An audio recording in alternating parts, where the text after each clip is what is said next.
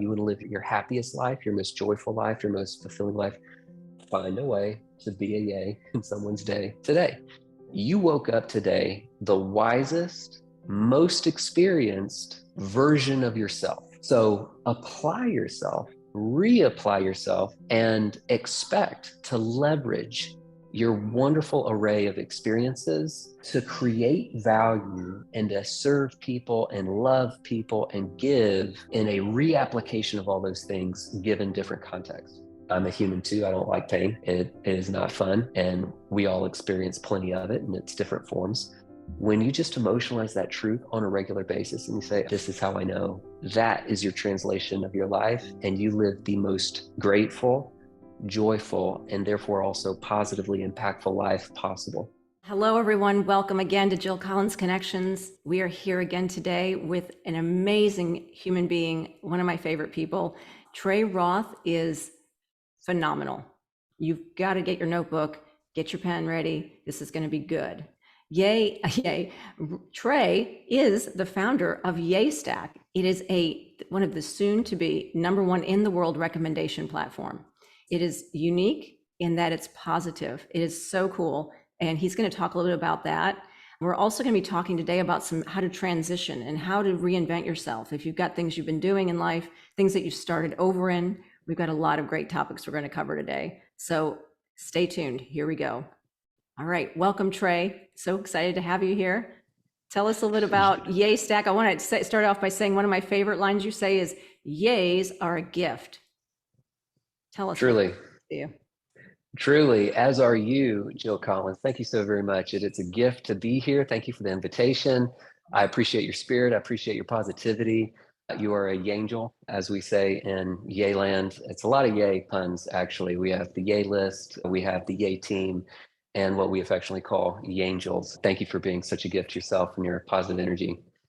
Yes, I'm excited to dive in. I've enjoyed every conversation I've had with you, Jill, and our intention, as is consistent with you, is to just create as much value as possible. Something that I'm very passionate about is the way we view life is the way we do life. So even though YayStack is a social network for authentic referrals and recommendations, or what we affectionately call yays, so it's all recommendations as opposed to reviews. So what we are not is a review site like Yelp. Yelp don't help. Amazon reviews, Google reviews, those are reviews that as a business owner, you wait for and hope that they're positive, but then the end consumer experience of those sites are stranger danger, a lot of negativity. We say, look, if you want reviews, there are other places to nay, it's just not here. We are recommendations, not reviews. And so we say, look, let's just have a place where it's positive people sharing positive experiences, where we have the best finds from your best friends, so that every single piece of content on YayStack, which is a social network like Facebook, Instagram, TikTok, Twitter, Pinterest, Snap, all of those, every post is an act of service. Every post is something that you're for, not something that you're against. It's an advocacy platform. It is a positive experience that you are sharing with the intention of just truly making the world a more positive place by sharing a yay with a friend. Something that Tony said at one event that rocked me. I just absolutely love it. I remember I was sitting in the middle of the crowd, which is rare for me. I'm usually on the end or by the water tank, if people know me. But I was sitting in the middle of the crowd, and I remember Tony saying, Tony Robbins, in case y'all don't realize, but Tony says, when we share something, it becomes more. When we share something, it becomes more. And I just love that concept. So that's what we're all about at YayStack, truly on mission to make the world a more positive place, yay by yay, day by day, and to help people live what we call the yay life, which is our most joyful, grateful, and positively impactful life. So that's what we're all about. I love that. So it's basically, if you don't have anything nice to say, don't say it. We literally say that when you sign up. Yeah. If you sign into YayStack and it says, if you can't say something nice, please don't say anything at all. I agree. And then you're into the app. That's amazing. That's amazing. I love that so much. And we were talking before we started recording about what we were going to talk about today. And one of the things I said is, even though you're a serial entrepreneur and you've done so many amazing things in the tech space, is that you actually have a very interesting background, which is so appealing to me because I was a music major, a voice major in college, which I would say was a bad idea because I can't sing, and I didn't know that when I when I started going to college for that. But and so I could look at that as a mistake, like I messed up. And so I Mm. had to, I'm known as what I've been coined the phrase as a reinvention queen because I've reinvented myself so many times over the years. And I looked at that as I've made mistakes. Like I couldn't quite ever get my groove and have know what I was doing. But really, you said something very interesting. And we're going to talk about music because what I find so fascinating about you is you too are not two, you are, because I'm not, you are a musician and you're a platinum selling songwriter, music producer. And I find that fascinating. So that was what you did before you got into tech. So tell me about that and what you learned from that and what you did and everything. I'd love to know more about how that worked in your life. I appreciate you asking, Jill. I'm thinking, like, how far back do I go? That I'll tell the very quick version from an early age. I was 6 years old. I was sitting at my grandmother's brown old wooden piano for the first time. I started plunking out some notes. I thought these notes don't sound good together, but these notes do sound good together.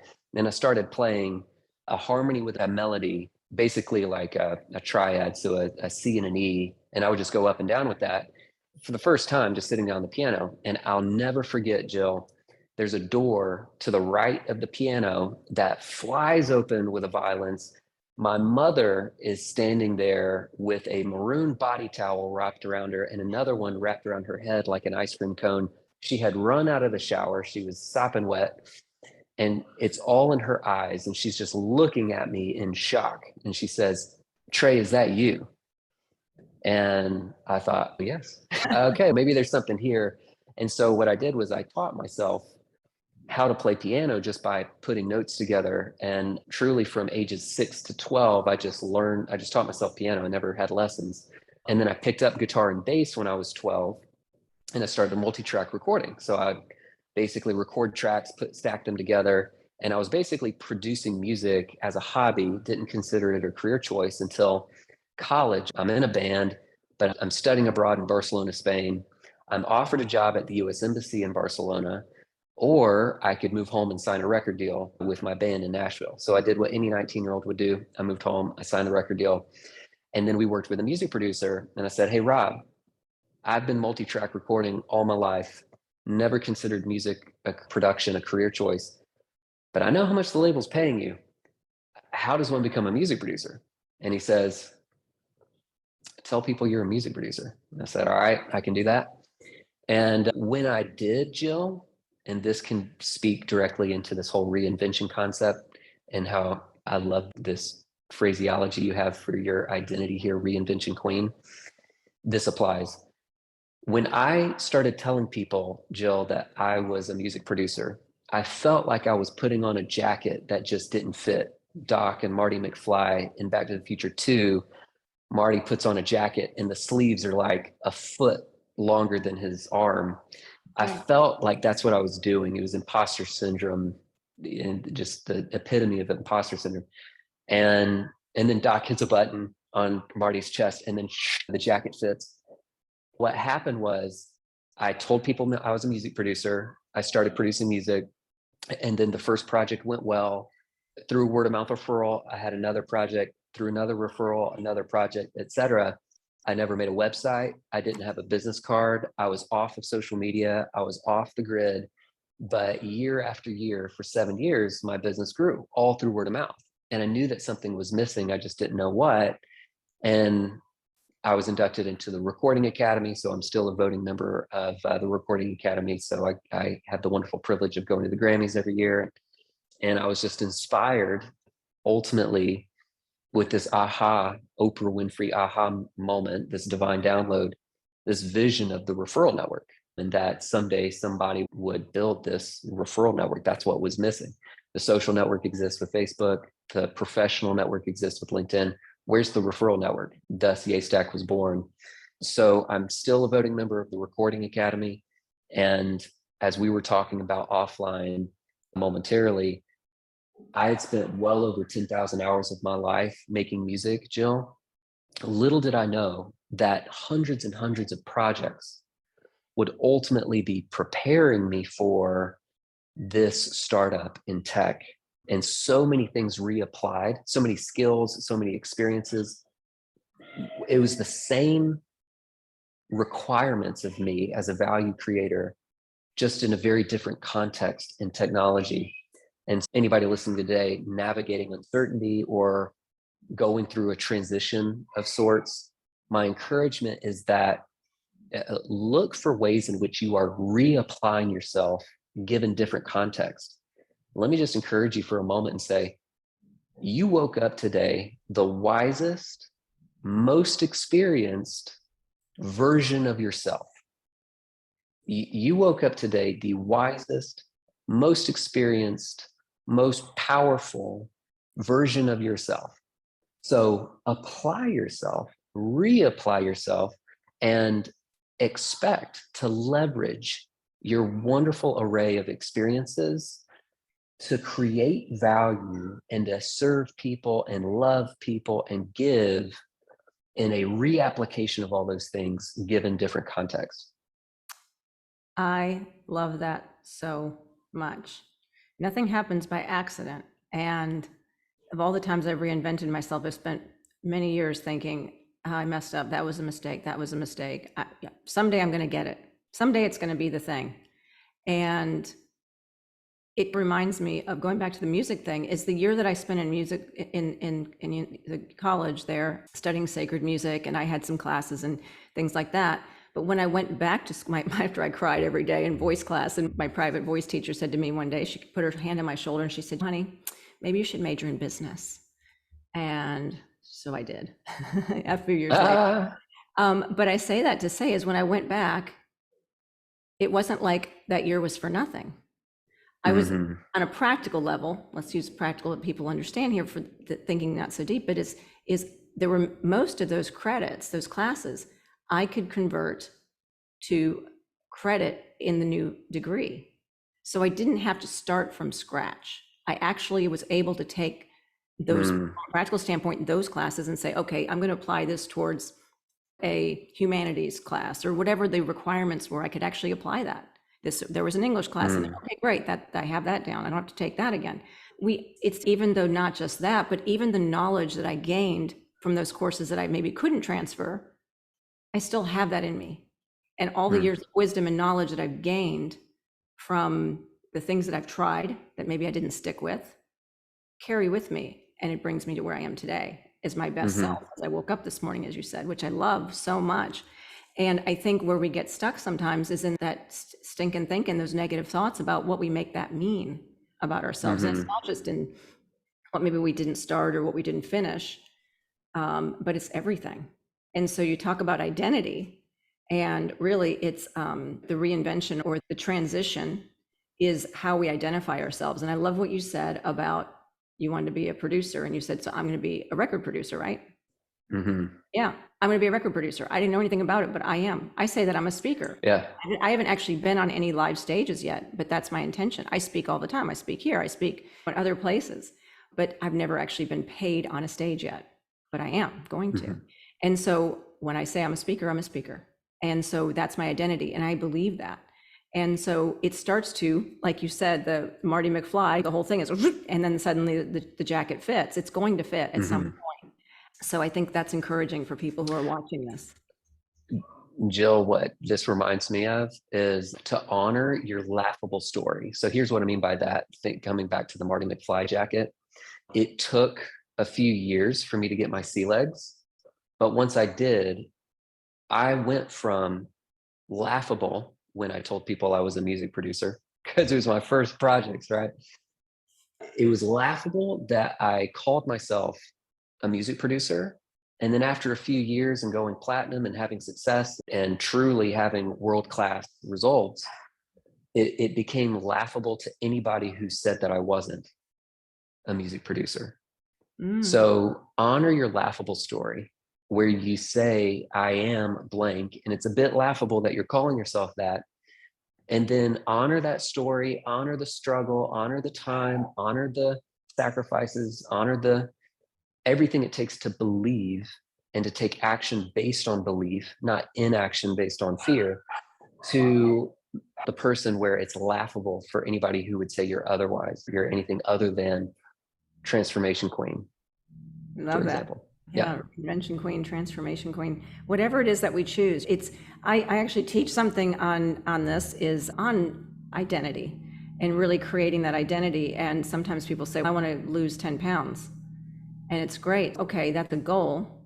But if we don't identify ourselves, like when I lost a lot of weight, I've always been a little bit overweight. And when I lost a lot of weight several years ago, I started to see myself as someone who was skinny. And suddenly, when I saw myself that way, it wasn't possible for me to gain the weight to be a little heavier again. And Hmm. so I encourage people, if you're trying to lose weight, for example, is to say, I'm athletic, I'm fit, I'm an athlete, I'm an Hmm. athlete. And, or I'm a yogi, whatever it is that you are going to be working on. I'm a weightlifter. You know, Hmm. I'm a power lifter. Years ago, I went to a gym and I started lifting weights, and I was working out with power lifters. I'm like, yeah, I'm a power lifter, even though I wasn't like Hmm. experienced. But then I started to fill those shoes, and it started to be Hmm. natural. So I think it's really finding those labels, those identities, those things that are important to you of where you want to be, and really own that, and really start to try that jacket on, and then wear it and tell people about it. And it's really not just telling yourself. I think the key is to enroll other people and tell them, and start telling Hmm. others, and start professing. That's very powerful. It And is that's the true. It's scary funny part. how everything that we talk about, it really so much stems from Tony Land and Tony teaching. One of Tony's favorite teachings that is so very true is that the greatest force in the human personality is to remain consistent with your identity, and that the power of I am is so incredible. In my experience, the vast majority of humanity has no clue just how powerful I am really is. And I feel inclined to share with you, Jill, and your audience something that I don't share with everybody. Excuse the dog. Teddy is all excited behind the This is wall great. here. And so He's this he's is, he's detecting the excitement and energy. No problem. Can hear you yes, fine. he is. He's a very happy pup. So those are happy barks. He's a yay pup. Um, he is a yay pup. He just needs a lot of attention. So yeah, so I feel inclined to share this with you because I don't share this with everybody, because not everyone or every audience can see its real value and its true intention, or even leverage what I'm about to share. But we're talking about the power of I am, and we're talking about our translation of our reality, focusing on the best, not the worst. And then, especially when we can tie that to an I am or an identity, and have that identity as a filter for our reality and a translation of your reality. So when you go to the gym and you say, I am a power lifter, and you lift something heavy, even if it's one rep, you can say, I am a power lifter, and this is how I know. So it's an identity reinforcer, and you're always looking for evidence that reinforces your most powerful identities. Here's an identity that is incredibly powerful for me. Now, this is something that I do. So every listener here, you have a choice. It's like the matrix, red pill, blue pill. You can either choose to accept this and apply this. And oh my goodness, my encouragement is that you actually do what I'm about to share, because it's so powerful in my life. I so highly recommend this. This is one of my biggest yays ever. Or you can choose to just hear this and think Trey can view it and do it the way he does. That's fine. My translation of my life, Jill, it goes through a filter. And the filter is, oh my goodness, I'm so incredibly wealthy. I'm so very grateful. And when I use the term wealthy, I don't mean cash in the bank, even though that's a part of it, but I'm using a very broad definition of wealth. And my invitation, Jill, is for you and for all your listeners to say, I am the son of, name your mother and father. I am a family member or brother, sister, or cousin, or whoever, and then name your family members. Then I am this, I'm the founder of this, or I have this profession, name it. I am here, wherever you are, because you could be anyone else, anywhere else, any when else, but you're none of those things, because none of those things, which there's an infinite number, none of those things are for you. but this is. So if you include whatever is, here's the key, catch this, please. Take whatever is and add that to your definition of wealth, your broad definition of wealth. Then by your personal definition, like I'm the son, for me, I'm the son of George and Linda Roth. I'm husband to Ashley. I'm father to Emmy Maddox Jet in Denver. I'm founder of Yay Stack. I'm here in Atlanta, Georgia, yada, yada. I can go on and on. When we take what is and we make that our broad definition of wealth, and for you to do this, Jill, you would then, by your own definition, be the wealthiest woman in the world. Just like by my definition, I'm the wealthiest man in the world. Elon Musk, Jeff Bezos, no one else is living my human experience in my mix. And when I say I'm the wealthiest man in the world, I mean that unique, specific definition where only I can be. Now, fully adopting that and saying, okay, we've got a broad definition of wealth here and a very highly personalized definition. Then it is absolutely true that Jill Collins is the wealthiest woman in the world. And when she goes through her life, her moment to moment, hour to hour, day to day, etc., and she says, I'm the wealthiest woman in the world, and this is how I know. I'm the wealthiest woman in the world, and this is how I know. And this is something that I do subconsciously and consciously multiple times a day, Jill. My translation of my life, now the listeners can say, okay, this is bogus, or they can say, okay, I'm understanding the power of that translation. I'm understanding the power of that identity and that story.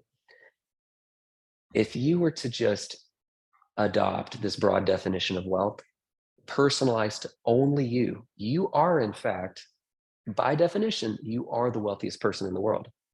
And when you look for evidence that supports that, it's basically, in my experience, Jill, the ultimate expression of gratitude for the present moment, whatever that moment is. Mm-hmm. Now, you might have a moment of pain where you go without, and you can say, oh my goodness, this pain is serving my purpose. I'm a human too. I don't like pain.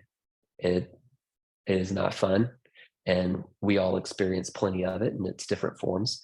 But all of those pains, internally and externally, they all have a counterpart pleasure that is made possible and powerful. And your pain is connected to your purpose, which we can go into. But when you are experiencing pain and you look for how it's serving you, even if only contrast to the pleasures and the purpose that is in front of you, you can say, this is for me. I am the wealthiest person in the world, and this is how I know. This is my mix, and I honor it. I'm grateful for all that is. I'm the wealthiest person in the world, and this is how I know. I was driving down the road the other day, and I'm the wealthiest person in the world, and this is how I know. And what I'm doing, Jill, is I'm simply having a moment to acknowledge the truth of how wonderful it is to be alive and to have these 22,000 breaths this day, 100,000 heartbeats this day alone, and just to acknowledge that truth. How often do we emotionalize the negative, which is so easy to emotionalize and to let rob us of all our joy that the seemingly mundane moment offers? But when we're just simple acknowledgers of truth, emotionalizers of the truth of how wonderful it is to be Jill Collins, or to be Trey Roth, or to be whoever's listening, when you just emotionalize that truth on a regular basis and you say, I'm the wealthiest person in the world, and this is how I know, that is your translation of your life, and you live the most grateful, joyful, and therefore also positively impactful life possible. That is amazing. I was getting my arms around that, and I love it because basically what you're saying is that my definition of wealth, of being wealthy, of who I am, is my present moment. So it's correct. Instead of saying I'm the wealthiest person in the world, and then saying, but that's like almost like an anticipation of it coming, because I'm not necessarily buying it. I'm looking at what's in my life already and labeling that as wealth. Correct. You're taking what is, you know how Tony says, love what is? Love what is. This is like my current full application of that. I love this. Love what is. Yeah. Like I am here. I could be anyone else. I could be anywhere else. I could be anyone else. But I'm none of those things because none of those things are for me. But here I am on my iPad mini in my office, thankful that my dog stopped barking and my 6-year-old stopped barking so that we can have this conversation. Thankful that the internet's working. And I am so grateful for this moment. And this moment I'm including in my personal definition of wealth. And this is how I know a moment. And because then at the end of our lives, when it's like, all right, it's done, here's what I trust will happen, Jill. I'll be able to say, I knew what I had when I had it. I fully appreciated it.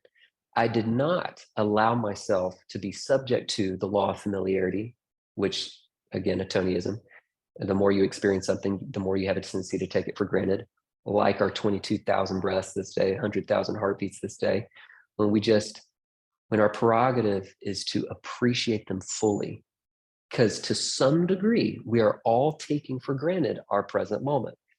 And we are focused on, again, so much as Tony, but he says that what's wrong is always available. Also, what's right is always available. How often are we focused on and emotionalizing what's right and translating what's right versus what's not? Again, going back to before this call even started, we saw some shavings of somebody who would cut grass in our neighborhood. They left the grass shavings. And I was so grateful that the grass was cut because it looked great. And then another person had a different translation, and she was so perturbed that they had left the grass shavings. And it's, what is your translation of every single moment? Mm. And how much are you asking yourself, what's the best this could mean versus what's the worst this could mean? Oh my goodness, Jill, for you, for me, for the audience, for anybody that's listening, there's so much at stake. Subconsciously, we are asking one of two questions. What's the worst this could mean? Or what's the best this could mean? And so this is an intentional way to say, what's the best this could mean? Because you're asking a much higher quality question and you're going to get a much higher quality answer, and you're going to live a much higher quality and certainly more joyful life based on your commitment to asking that question, not the other. Wow. Wow. I love that. The translation, what's your translation of this moment? And another way I hear it is when we learn about primary question. What is our former primary question? We learn how to create a new primary question. It's that question that we ask ourselves. We don't even often realize it all day long. And we developed it from very young and we don't even realize it. Mine was, am I doing it right?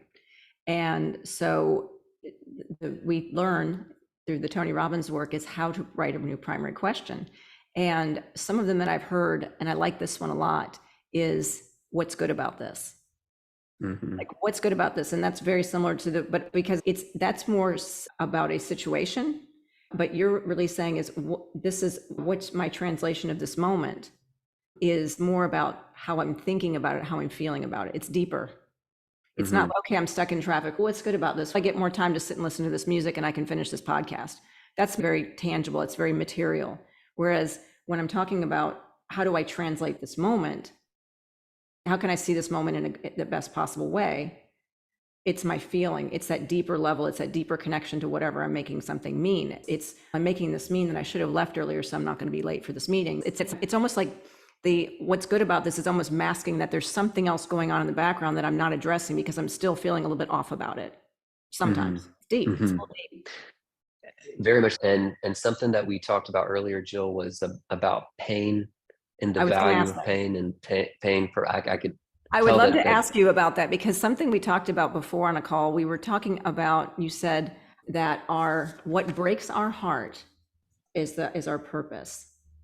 is linked to a purpose. Linked to our Absolutely. purpose. Let's go into that. I'd love to hear about that.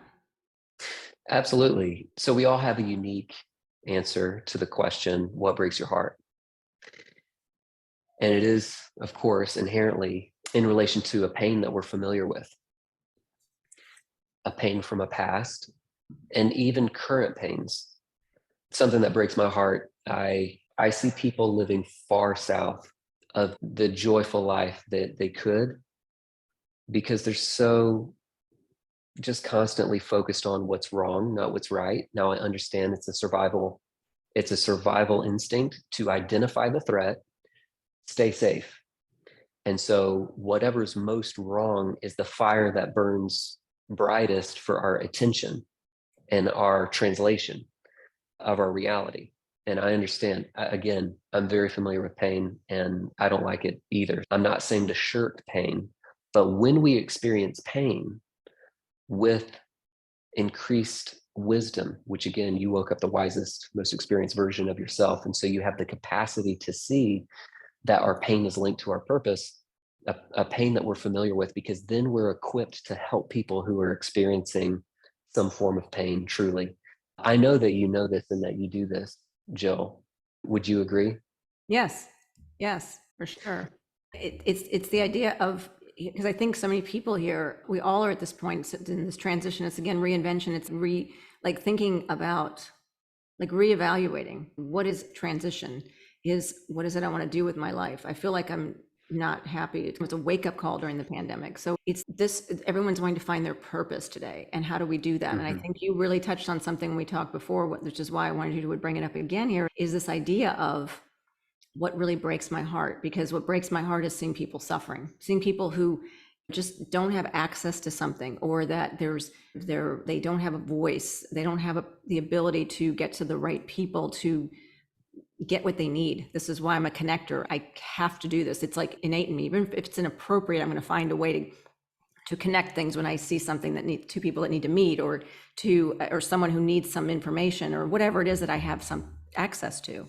And so that comes from pain that I've dealt with as a child. And so it's, for me, it's how can I give that to others? And so I think that's, discovering that is really, how do we dive into what breaks our heart?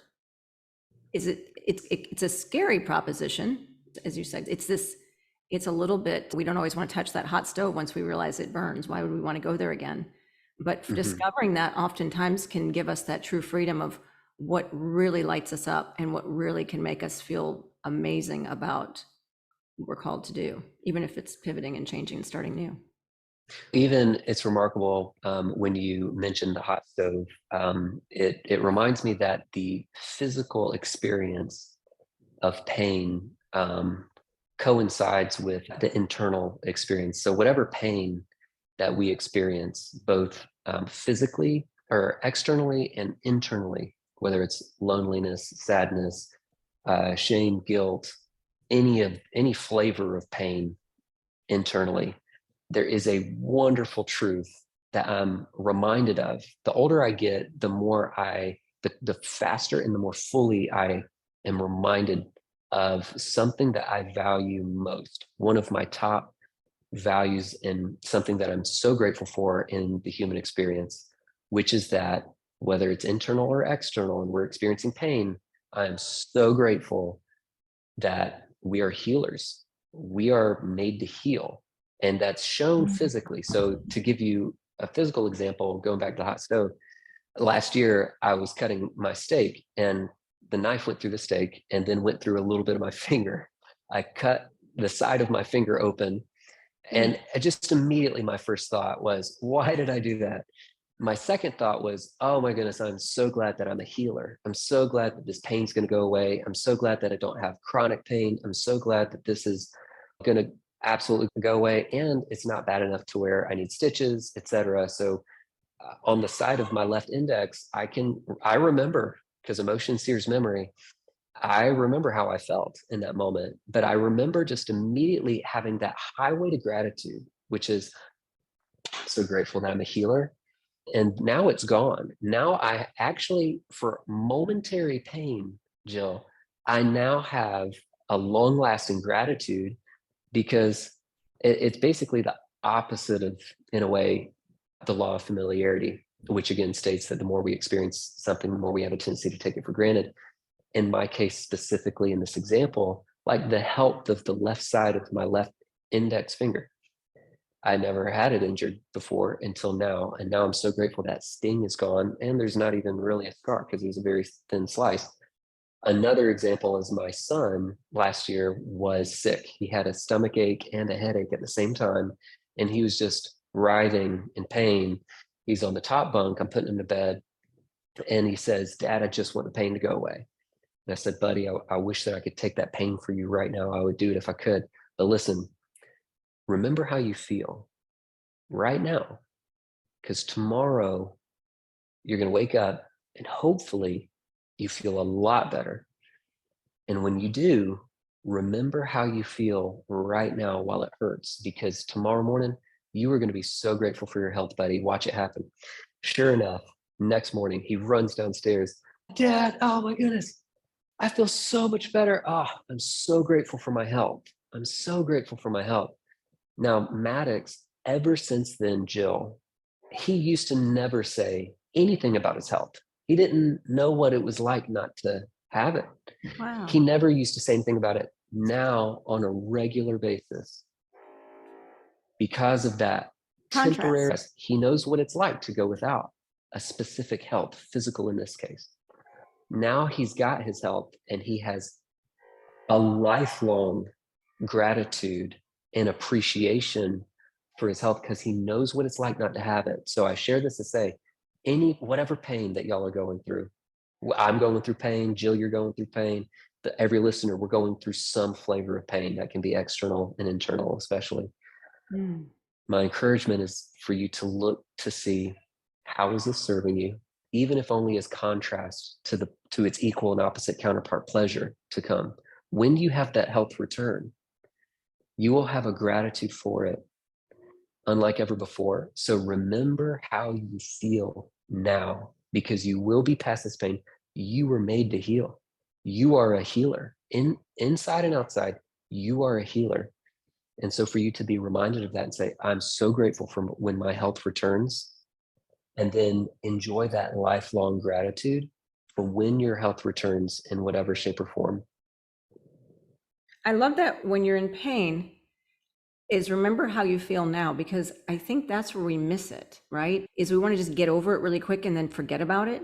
And then we miss that opportunity for contrast, because I'm just thinking out loud, but I'm seeing that as is if I had an illness and I was terribly sick, or maybe I was in a breakup and I was feeling so bad about it, it's we want to just bury that. And then when we're in a Mhm. great situation again, we're like, this is great. But it couldn't be more great because we can be so grateful for, you said, remember what that was. So we have that contrast. It's not, it's everything goes great all the time. We become almost resigned to pleasure. And I remember in the early days when I first was starting out and didn't have a lot of money, I remember giving myself a budget to eat out once a week, and I had $15. And it was so funny. And I'd go out and to a Mexican place or something, in my early 20s. And I remember because I set that money aside, it was I still to this day, I remember one of the best meals I've ever eaten. Yeah. Because I set that aside because I knew it was special. And because was Mhm. so close to the contrast of what I didn't have at that time, Mhm. that later in the years when I could eat out anytime I wanted, it's the big struggle is, where do you want to eat tonight? I don't know. We ate there last night. I don't know. But there was a time when I was so thrilled to be able to go and get to eat out. And I forgot Mhm. that. And so it's that remembering what those moments, so we have the ability to see with such bliss and excitement what we do have, and to maintain that gratitude. And that was something I was going to ask you, is when we talk about that, is but not taking things for granted, and to stay mindful, but are there daily practices or rituals? You said a little bit of that, but is there something that we can do to remember and to do that on a regular basis so we don't lose sight of that? It takes 5 seconds. Ooh, It's 5 seconds. really Do you have easy. 5 seconds, everybody? I hope we have 5 seconds. Mark your It calendar. takes 5 seconds. Everyone. This one habit, Jill, is the one habit that I attribute most to my growing sense of gratitude and joy for life. I've done it for over 10 years now. I did it this morning, but it's literally just the first act of my day is an act of what I call hyperfocused gratitude. So very easy. You wake up, you realize you're awake, and before you touch your phone, before your feet hit the floor, before you do anything, the very first act of your day, just put your hand on your chest, take a deep breath, pay attention to that breath, Feel the air, feel your lungs expand, and then breathe out and just say thank you for that breath. Just say thank you for that breath. And you can linger if you want, and you can say, oh my goodness, I'm so grateful. I have 22,000 of these today. I have 22,000. And your breaths are numbered. My breaths are numbered. Jill's breaths are numbered. Our breaths are numbered. One day we will not have that experience. We will not wake up with another breath to breathe. But this day, we have yet another. And every morning, you can linger a bit and you can say, you know what? Today, I'm waking up the youngest I'll ever be for the rest of my life. I'm so grateful for my youth. I'm so grateful for my mix, who I am. I could be anyone else. I could be anywhere else. I could be anyone else. And none of those things are for me. But this is for me. I'm the wealthiest person in the world. And this is how I know, because here I am. This experience is what I'm including in my definition of wealth. I did this for years, and I did it this morning. It's just not even it's not a trying, it's just a way of life. But what it does, Jill, it's like the first domino that falls in my day that positively impacts every domino to fall. It gives me proper perspective. It just broadens the aperture of my life before I get into the minutia of anything. I have done something to combat the law of familiarity, to not take it for granted, but rather to literally count that breath, to say thank you for it, and to have that hyper-focused gratitude. Now, I did this for years, and then a few years ago, Jill, something unforeseen began to happen naturally. I actually started to see that moment when I first wake up through the eyes of my oldest self. Now, what I mean is when we have our last day, which there's a date on the calendar, we're going to have our last day and our last time waking up with our last breaths at some point, hopefully a long time from now. However, on that day, if we could just zap back to this one and to have this day and to have this moment, oh my goodness, how would we feel? How would we feel if the oldest version of ourselves could wake up this morning and have this day and the rest of our lives to unfold again? It's like working back. So It's working backwards. It's looking at our future now, like Dr. Joe Dispenza talks about it. Is our future seeing our future in the present, or living our absolutely, future as if we're already it's already there, feeling those feelings we would feel, experiencing that life we would have, kind of.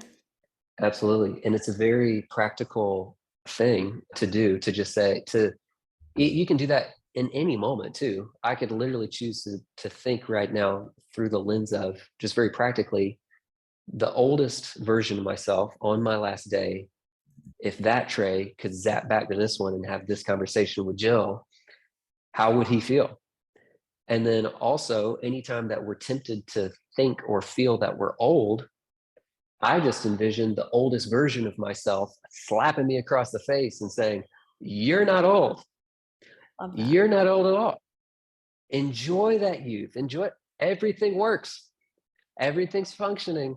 It's a way, again, to combat the law of familiarity and then to fully appreciate everything as if we'd lost it all and got it back. That's how I want to live every moment of life. That's how I want to celebrate and elevate life. That's how I want to translate my life. I don't want to take any bit of it for granted, but rather, I don't even want to just play defense by not taking it for granted. That's like trying to be good enough. I want to play offense and say, how far on the spectrum of being fully grateful, fully aware, as if I had it all taken from me and I got it all back. And here's what I was given. I was given this moment. You see your mornings that way naturally, and not even like trying to, but you just see them that way. Oh my goodness. You can't not be full of joy. You can't not be full of gratitude. People don't do what they can do. They do what they can't not do. Jill can do anything. Jill can go out and do anything. Any listener right now, You can go out and literally do anything. But what you're actually doing is not what you can do, but what you can't not do. It has reached the threshold from you can do it to you can't not do it. And then when you view life through this lens of, oh my goodness, I could be anyone else, I could be anywhere else, I could be anyone else, but what's actually happening is my definition of wealth because it's my personal human experience that I beat the odds of 1 in 400 trillion, 1 in 400 million millions. If that's actually true, which my understanding is that it is, then how can I not? I can't not be full of gratitude. Yes, I'm experiencing pain, but my life is not defined most by what's wrong, but my life is defined by what's most right. That's what breaks my heart, Jill. What breaks my heart, people let what's most wrong determine what they think about and what they feel most of the time. Breaks my heart. And Everything that we're about at Yaystack and what I'm about personally is, can we hang tight? Can we just let whatever's most right determine how we feel most of the time? In other words, how much is Jill Collins emotionalizing the truth of how wonderful she is and her life is really? How often, what does it really look like? How aware is Jill and how much is she emotionalizing the truth of how wonderful it is to be Jill Collins, how wonderful her life is, how wonderful she is? Then, when Jill's aware of how wonderful she is and her life is really, we can only give that which we have to give. She has now seen the best in herself. She has emotionalized that truth. Therefore, she has the gift to give that to others. And what's at stake? The opposite is true. If Jill has been ugly to herself, that's one of the most selfish things that she could do because we treat people the way we first treated ourselves. Jill has been ugly to herself and she can only give that which she has to give. So she is tempted to be ugly to other people. Now, that's a fairy tale because that's not Jill Collins. That's not the Jill Collins I know. One of the great most analogy. selfless things, there you go. One of the most selfless things you can possibly do is to be nice to yourself, to look for the best in yourself, emotionalize the truth of how wonderful it really is to be you, not woo woo, but truly very practically, how wonderful is it? Are you and your life really? Now that you've done the most selfless thing, one of the most selfless things you could possibly do, just to be nice to yourself, look for the best in yourself. Now you're equipped to give that gift to others. So when I see others, I see the best in them. And that is cyclical. Something that's been like top of mind for me lately, Jill, in the past like 48 hours, is that it seems to me like nearly everything compounds. Nearly everything is exponential when it comes to the way we view and do life. So if Jill is in the habit of looking for the best in herself, she's looking for the best. It all starts with seek. Seek and you shall find and you shall feel and you shall attract. That's how it works. Seek starts with seek. Seek and you shall find and you shall feel and you shall attract. So Jill is looking for the best in herself. She finds it, she feels it, she brings more of that into reality. It compounds. Now Jill is looking for the best in others. She's looking for the best in her relationships. She's looking for the best in her business. She's looking for the best in every area of life. That compounds. That is cyclical. It is an upward spiral, not a downward spiral. So that is one of the most selfless things you could possibly do, is to see the best in yourself, because then you see the best in others and you just live truly celebrating and elevating yourself, your life, and everyone in it. It's like truly loving ourselves. It's learning to love ourselves as well, because when we don't love ourselves, which is that negative self-talk and all the things we say, and we're harsh on ourselves, it overflows and it does definitely, it shows up, people sense it, and then we treat others poorly. So I love that so much. And I think it's something that people are, this is so great, Trey. This is just so many great golden nuggets here. And I'm thinking to people, because we're Tony Robbins Platinum Partners, we spent a lot of money to be in spaces and personal development and to be in community with people, is I know people say that's you. How do I up level my community? How do I find people to connect with outside of watching videos like this? What are some good, do I get involved with books? How do we find our tribe that we can actually connect with where we don't have to, if we can't always afford to be in spaces like that? So much comes to mind, Jill, but every listener here, Jill Collins and Trey Roth, all of us, we're all the nucleus of all the relationships that we have, every relationship around us. And so all progress starts with self honesty. So when we ask ourselves the question, what are we more of? Are we givers or takers? Just being honest with ourselves as much as we possibly can. And when our prerogative and our intention and our actions, when we are truly, again, seeking, we're looking for opportunities to give, not take, to create value, not extract value. When we're truly, truthfully givers, not takers, and we're always doing what we share with our kids often, which is from our company Yay Stack, but it's find a way to be a yay in someone's day today. There You it want to live is. a happy life, you want to live a joyful life, you want to live a meaningful, purposeful, fulfilling life, find a way to be a yay in someone's day today. And it's an outward focus. It's a it's basically coming from a place of abundance, not scarcity.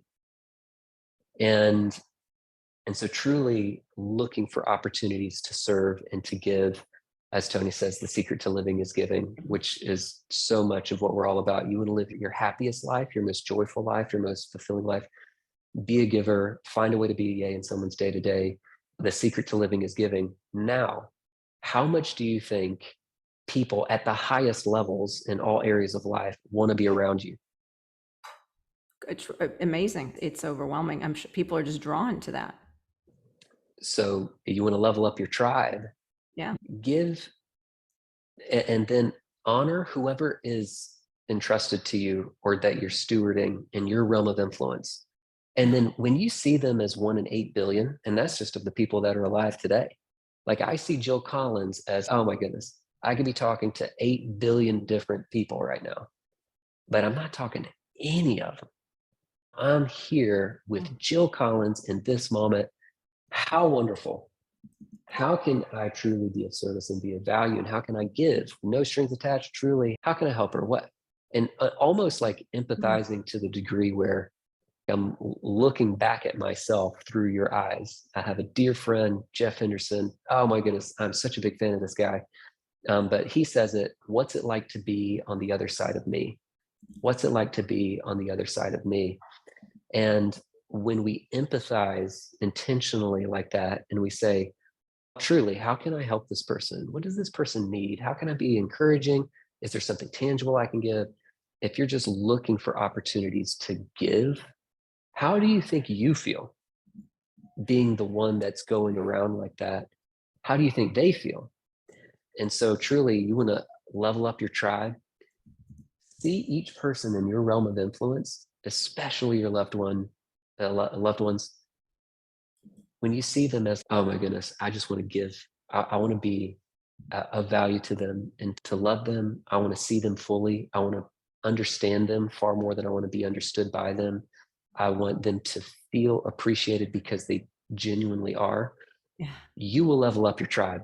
It's going to happen. I love that. That's so good. Is really that just showing up first.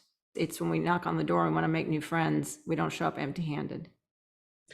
I feel responsible to share this one last story, Jill, if that's okay. Please. Do I have Of just a course. minute to share? Yeah, sure. So, Kim, dear friend, with a basically what she would do in Africa is raise money, buy a bunch of cows and feed villages, and just remarkable person, very adventurous. My dear friend Kim, she goes up a few years ago paragliding, and she was in tandem with a very tenured paraglider. And very sadly, they had a fatal accident, and both of them died. Um, Her father, who's a business partner of mine and a dear friend, Jim, he asked me to play piano for Kim's funeral. So I of course say yes. I'm playing piano for Kim's funeral. and the place is packed. She's had such a tremendous impact on so many lives. And I'm listening, Jill, to people share what they remember of Kim. And I noticed a pattern. I'm just sitting there playing piano and listening to what her friends and family said about her. I noticed a pattern, and that can be summed up by one of her friends, specifically what one of her friends said about her, which was that when Kim saw you, she made you feel like she had just found treasure. I love that. I love And that. I realized that Kim first knew that she was treasure and treasured, because you can only give that which you have to give. And so let's be like Kim and not beat ourselves up, not judge ourselves too harshly, not be ugly to ourselves, but know my life is a gift. All the trillions of cells in my body operating in perfect harmony to give me this life experience and for me to be me. To know, Jill, that we are, in fact, a multitude of miracles, experiencing a multitude of miracles. What a treasure this life is. What a treasure, what a gift we are ourselves. When we know, like Kim, that we are treasure and treasured, we can then make people feel like the treasure that they are. We can treasure others because we've first done that for ourselves. So let's be like Kim, and let's truly make people feel like the treasure that they are by authentically, genuinely treasuring them. I love that so much. I'm so sorry about your friend. And I am so grateful for that story because I think I've had a couple of friends that I know like that, where you see them and they look at you like they are just truly, and it's authentic. They are just, you are the only person in the room. They are so excited and so grateful to see you. Their heart's just wide open. And it never occurred to me until you said that, is because Kim treasured herself first. It's so selflessly, so truthfully. Beautiful. Like, that is not selfish. It's not conceited. It's not arrogant. It's not any of those things.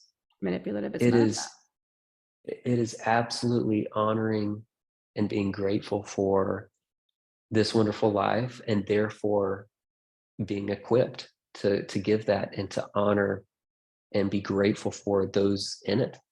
I appreciate you saying also, that's so sweet of you. I hope that Trey makes more content. I definitely feel responsible to do that, and that you like the Instagram and whatnot. So thank you. Thank you.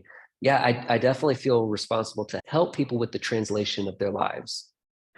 And so very quickly, I felt compelled again, just lastly to share, and I may have shared this with you before, Jill, but on a previous call, but my daughter and I were on a run across the street early one morning, sun's peeking through the trees. It's a magical morning.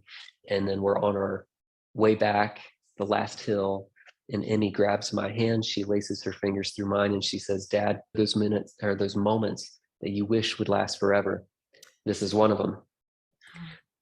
And when she said that, my first thought was, this is how I know. This is how I know it's a wonderful life. This is how I know I'm blessed. This is how I know I'm the wealthiest man in the world. And this is how I know, because I'm taking this experience right here, right now, and I'm including that in my personal definition of wealth. This is how I know it's a wonderful life. And so what I'm doing, you know how Tony takes us through, look for red, all right, Yeah. and then look for brown. The And it's reticular all about that activating system. reticular. Yes, absolutely. So it's that on steroids, if you will, that basically when you are constantly looking for evidence that supports your truth that you are in fact the wealthiest person in the world, and this is how you know, and this is how you know, that is a positive identity reinforcer. Just like this moment right now, you are, is it transformation queen? Is Reinvention. that The reinvention. reinvention? Oh, I love that word. I haven't said that to any, I Reinvention haven't said that queen. on this channel at all before. So it's funny because I used to got that a lot in the past, but haven't used that. It's cool. Yeah, I love it. So reinvention queen, you are a reinvention queen, and this is how you know, and this is how I know. And so for you to have that in your arsenal, to say, I am this, and Mhm. this is how I know, that is a very positive identity reinforcer. Mm, I do have visions of me on stage and leveraging my music background and my musicality to basically help people emotionalize the truth of how wonderful they are and their lives are really, and truly have people stand, put their hand on their chest, take a deep breath, and just have that little 5 seconds of give it a shot. Consider the alternative. Considering the alternative is one of the biggest joy hacks in my life, which is consider the alternative that I didn't have this breath. Consider the alternative that I don't have Jill Collins right now, or if I don't have whatever, just take it all away. Consider that alternative. And then just bring that, then come back into this presence and presence of mind that it's like, mm, oh, I am so grateful for what is, because there's so many calamities I could be facing. There's so many things that I could be facing, or nothing I could be facing because I'm gone, or I would have passed in that plane accident years and years ago, or whatever. You consider alternative, and then you just emotionalize the truth of how wonderful you are and your life is. Then people can truly start to have a better translation of their lives. So I do see leveraging that from stage, leveraging the musicality, having emotional moments where it's picture yourself in your kitchen. And then if you talk to a friend and you just think about that friend and you say, it's a wonderful life. And this is how I know I'm the wealthiest woman in the world. And this is how I know I'm so grateful. I'm so happy and grateful. And this is how I know I'm grateful for this person. Or also, if something negative happens and you say, I'm so grateful that I'm going to get past this. I'm so grateful that I'm a healer. And I'm so grateful. You can find it and emotionalize the truth. Every present moment holds with it the opportunity to experience bliss and even nirvana, not by being some woo woo person, but being a practical emotionalizer of the truth of how wonderful that moment is, really. Very practically emotionalize what's right over what's wrong, counter all that, contrast all that, and just say, this is what's right. And I'm so happy and grateful. And this is how I know. Then you can experience a very full life. so good. So good. I love that. The seemingly mundane, that's what it is. It's our relationship, Jill, with the seemingly mundane moments, to consider the alternative that we don't have that seemingly mundane moment to experience at all, and to truly emotionalize the truth of how wonderful it is. In other words, and I'll end my rant here in 1 second, but truly just imagine that you're in this black void and that you have a chance to live the human experience. You're in this black void, you see this little speck that is Earth. And basically, let's say that you're with your maker and that you say, oh, I want to be a human. I want to live the human experience and live about 100 years. That would be so wonderful. And then the universe will say, we'll just say, your maker says, all right, there's a 1 in 10 chance. There's a 1 in 10 chance that you get to do that. And you say, there's 9 chances I won't and 1 chance that I will. Those aren't good odds.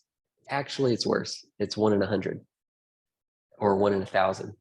What about 1 in 400 million millions? And so you would not get your hopes up. But yet those are the odds, 1 in 400 trillion, that we beat to have any experience, including this one. That's And so amazing. just emotionalizing that truth that is the way to live our most joyful, grateful lives, is to have that kind of presence of mind and awareness of the magic and the miracle of the seemingly mundane moment. That is so beautiful, because I think that's what we get. A lot of times we get it cognitively when we first start in this pet work, and then it's really getting it into, it's not just the subconscious, it's the feeling aspect of it and the emotion. And that's what's that like next level that most people don't even fully, I haven't heard many people talk about it quite that way. And I think what you're doing is a really unique way, and it's a gift that you can share and offer on stage and with people that is going to be you and special. And I'm in Evan Carmichael's mastermind where I learned how to do Love whatever. Evan. One of the things, yeah, he's great. And he's been helping me a lot with this. And it's one of the things I did in one of his courses, the things he had was the different types of content. And I just learned this the other day and I love it so much. He said there are 3 types of content. One of them is called Titan content, Titan. And Titan content is when we try to make content, like if I want to be in personal development, I'm going to try to be like Tony Robbins. I'm going to be like whoever, right?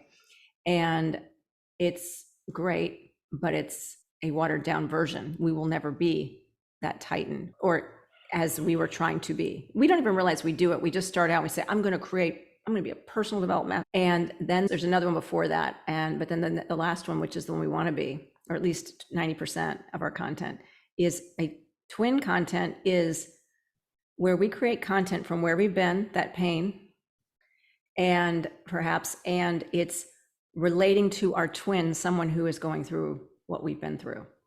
And so we show up as our authentic selves and we create content based on where we've come from and who we are, and not trying to regurgitate what we've learned and then put it out. We actually become, our content eventually becomes our own Titan content. Brilliant. I do love that. That's fantastic. So, isn't it? Because it's often we learn, we go to a couple seminars, I can be a coach too, I'm gonna be a coach. And so we use all this stuff and we go, I learned this, I'm teaching this. Now I know it. But it's I wouldn't say a watered down version, but we really have to almost bring our own story in as to how and it's not even saying, let me reorganize it and make it something unique and call that my content. Okay. But what is it that's unique to us? What is that emotional? He said, you really want to have that emotion tied to what you're doing. And the only way you can do that is through your own stories and your own experiences. So that's the nuance that I'm just seeing. And I'm like, damn it, I see what I'm doing. It just was like a light bulb in so many ways. So I don't know if that serves, but I think it was interesting because you were talking about emotion and how we tie in things. And it's just finding it's not even our unique flavor, but it's that who we are, and then how we can serve someone unlike anyone else can. Is how I'm uniquely me, and building that and being vulnerable enough to dive in, go touch the stove and go, oh, okay, I don't want to go back there again. But what did I learn from that? And then how can I share that with somebody else? How did I do it? There it is. How'd you do it? They say that in AA. It's like 10 years of clean. It's like, hey, how'd you do it? Or birthdays, right? It's the joke, but it's how'd you do it? Not how did Tony do it? Then you're going to teach what Tony did. It's how did I do it? And then I learned these things and this is how I did it. And then maybe some of Tony's tips or somebody else's tips, but this is my journey. And my journey along the way was this. And that's how we become Titans, because we are starting with our twin, with the content that's a twin. I love that. I think that's fantastic. I so appreciate that. Yeah. I see in you, Jill, truly, you are an emotionalizer of the truth. You are a truth emotionalizer. And what that means is it's the truth of what's right, which like the list of your pros of who Jill is and what her life looks like, really. It's like your pros is like the Burj Khalifa, like the tallest building in the world. And then the cons are like a tiny little inch tall stack of, I don't know, like Legos. And so many times I know that everybody's going through challenges. Even still, life is worth celebrating amidst the challenge.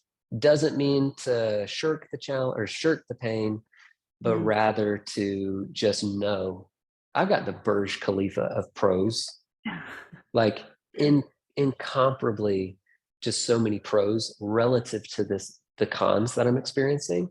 And I'm not going to live my whole life as if I don't have this Burj Khalifa of pros. Yeah, I'm not looking at the Legos. Let's stop looking at the Legos. Yeah, stop looking at the Legos and making them out to be like the Burj Khalifa. Ooh, you know what I'm saying? Yeah. But I see you as a truth emotionalizer. The truth of how wonderful you are in your life is really then giving people the ability to do that as well, for them to emotionalize the truth of how wonderful they are in their lives are really. So just wanted to acknowledge that. Thank you. Yeah. That resonates. I can feel that. Yeah, I see that. And it's really, I don't know if you're into human design. I've come across it recently, and one of my traits or something is role model. And I thought that's interesting because it's that teacher. It's that role models often have to go through, according to the thing, whether you believe it or not, but it's interesting is you go through a lot of these challenges and then you want to, what you've experienced is that you want to teach it because you want to go, okay. And I think a lot of us, I think in our world of Tony Robbins and Platinum Partners, we think everybody wants to do that. And I'm like, oh no, most people don't want to do that. We just are in this, we found our tribe of people that we all want to do that. But most people look at me like, why are you doing that? What is that? You making any money doing that? What's the point? But I think it's just a mission. And when we are aligned with our purpose, there's so much joy. And there's joy anyway, right? Even if we're not getting it, like the music producer or the record producer, is that, oh gosh, how many times have I said that about myself? And I've got this business card and I'm like, that isn't me, but I'm getting there. It's where I want to be. Hey, do more of it and take some more opportunities when people ask, say yes to them, because it polishes and it hones your craft and it gets your message so crisp. I did that on Clubhouse for a year in 2021 and didn't tend to just make it a year, but it just looking back, that's what it was. And it was where I found my voice. I just crafted things. I'd have an opportunity to respond to someone or say something. And I just saw trends and patterns and things that were coming out of me that I didn't know I had. And I know you do that a lot anyway already, but is that as we do more of this, it's like, this is becoming a theme here. I'm seeing a trend of what's my specialty? What's my gift? What do I have to offer? So if I had to say I had a keynote, it's what are 3 topics I could talk about? And then finding what are the trends? Because right now, or at least a year ago, it was like, I can talk about this and that and everything else, but where's the theme? Where does it seem to be centering? And that's what I'm still discovering, because I not just want to interview people, but the next scary part is doing my own content where there's no one on here but me and talking about something. Oh, And Evan's been pushing me, my guys have been pushing me, and it's, yeah, I know. So it's okay. So it's one step at a time, but that's really where I need to go next. And that's the next, do the hard things first. That's the next hard thing. And my identity is I do hard things. Yeah. And this is how you know. Yeah. I so see you doing that and it being so effortless. It truly is something that you're gifted at. And I feel encouraged to encourage you to say, don't question the value that you have to share in that format. Instead of questioning, is this valuable? When you know that you're showing up with the intention to give and to create value and to serve, like love never loses. Love always wins. Service always wins. Love and service always wins. So whenever you're showing up in love and service, losing isn't an option. Like it's just off the table. It's only winning because you know that you showed up to give, and people will come for that, and it'll be authentic. So it'll be great. It's so amazing. So amazing. I love that. And I think that's a great way to bring everything full circle here. Thank you so much for being here. Thanks for joining me. And thank you for sharing your amazing gifts and your purpose. Everyone, please check out YayStack, the app. It's so cool. And we'll put all the links below. You can find Trey on social media and other places as well. I'm hoping he will do more of these kinds of talks and share his gifts and get out there and do more of his own videos soon. But thank you, brother. I really appreciate everything you do. And I love watching your Instagram and the ways that you give back and give away yays. So you inspire me and you inspire so many. I know you're going to continue to inspire the world with what you do. So thank you so much. Thank you, Jill. And thank you everyone for joining today. Definitely check this out. Just give me some comments. Tell us what you liked about it. What do you want to hear more of? And like it, share it, subscribe, and stay connected. Take care. Bye-bye.